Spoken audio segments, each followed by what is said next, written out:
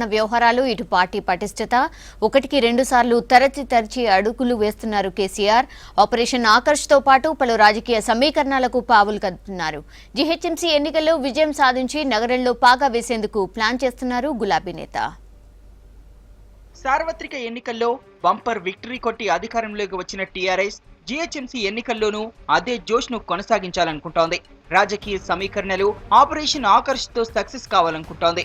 Greater ఎన్నికల బాధ్యతలను కేకేకు అప్పగించిన కేసీఆర్ జిల్లా కమిటీల ఏర్పాటు బాధ్యత హరీష్ రావుకు అప్పగించారు. టీఆర్ఎస్ పార్టీ సెక్రటరీ జనరల్ కేకే నివాసంలో పార్టీ ముఖ్య నేతలతో కేసీఆర్ భేటీ అయ్యారు. పార్టీ ప్లీనరీ, జీహెచ్ఎంసీ ఎన్నికలు, నామినేటెడ్ పోస్టుల భర్తీపై చర్చించారు. అలాగే 60 రోజుల పాలనపై కూడా రివ్యూ చేసింది ఆ పార్టీ.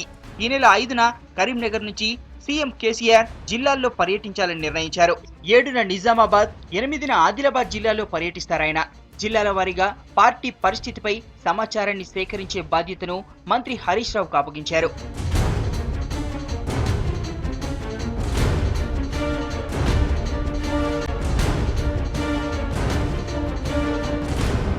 ప్రభుత్వ కార్యక్రమాలను ప్రజల్లోకి తీసుకుపోవడం, తెలంగాణ పునర్నిర్మాణంలో ప్రజల భాగస్వామ్యం పెంచే విధంగా ప్లీనరీని నిర్వహించాలని భావిస్తున్నారు. ఈ నెల 15న గానీ 22న గానీ ఈ ప్లీనరీని నిర్వహించే అవకాశం ఉంది. హైదరాబాద్ ఎల్బీ స్టేడియం ఇందుకు వేదిక కానుంది. ఎన్నికల్లో ఇచ్చిన హామీలు, ఇటీవల కేబినెట్ నిర్ణయాలపై ప్రత్యేకంగా చర్చించారు గులాబీ నేతలు.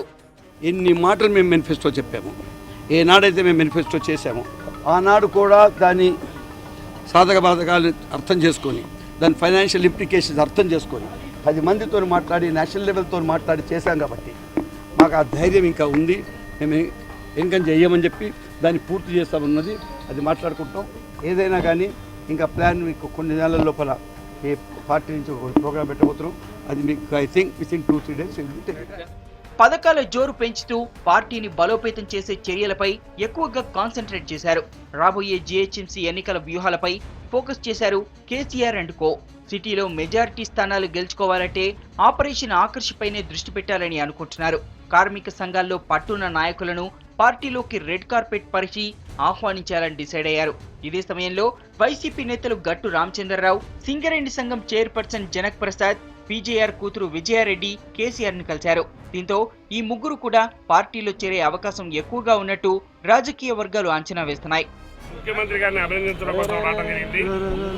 ఈ 10 జిల్లాల్లో ఉన్నటువంటి ఆర్గనైజ్డ్, అన్ఆర్గనైజ్డ్ కార్మికులకి సరైనటువంటి వసతులు లేవు, కార్మిక చట్టాలను ఇంప్లిమెంట్ చేయట్లేదు.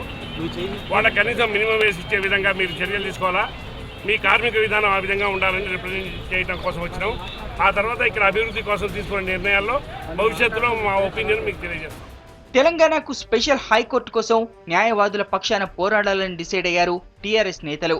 పార్లమెంట్లో స్పీకర్, న్యాయశాఖకు ప్రత్యేకంగా నోటీస్ ఇస్తామని చెప్పారు ఎంపీ సీతారాం నాయక్. త్వరలోనే ప్రత్యేకంగా న్యాయవాదుల బృందంతో ఢిల్లీకి వెళ్లి విజ్ఞప్తి చేస్తామన్నారు.